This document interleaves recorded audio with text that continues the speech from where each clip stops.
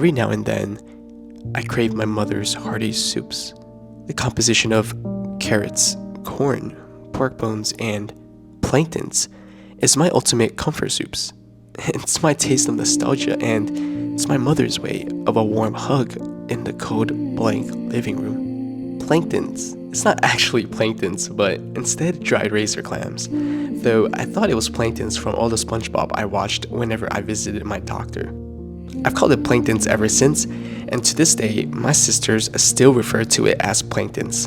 They hate that stuff in the soups, but I personally find it delicious, and that's why my mother always has it in the soups. That is my personal story of what I think of when I hear the word planktons, and I know it's an odd word to have a story for, but today I wanted to share a recent show I watched that hopefully will let you have some related imagery when you hear this word. The show's called Mr. Plankton.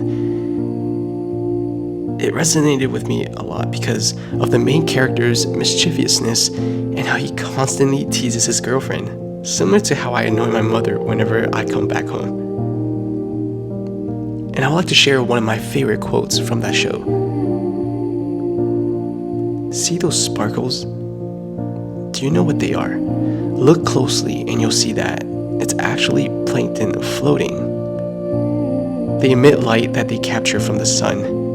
What you see is plankton shimmering. The character then goes to explain how planktons are actually on the bottom of the food chain. And it's quite sad that planktons are just being eaten by everything. But without planktons, this whole ecosystem and phenomenon would not exist.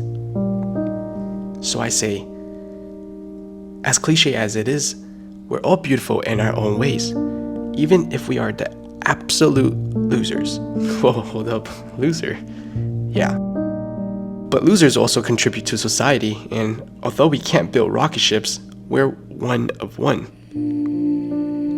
We're the only ones that can make those around us feel the way they do. And in that case, are we really losers?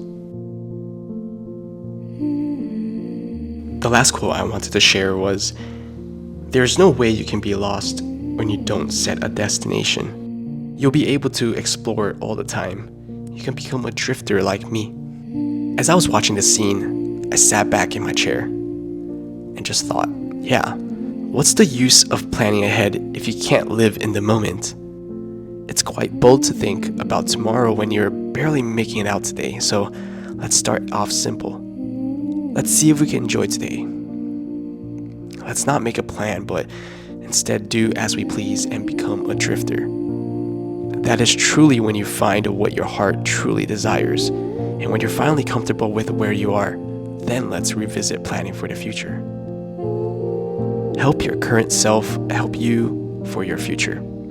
And don't let anyone else set your destination because you are the one walking. This show is humorous, but deep down, all the laughters were masked with sorrow and bitterness. How paradoxical.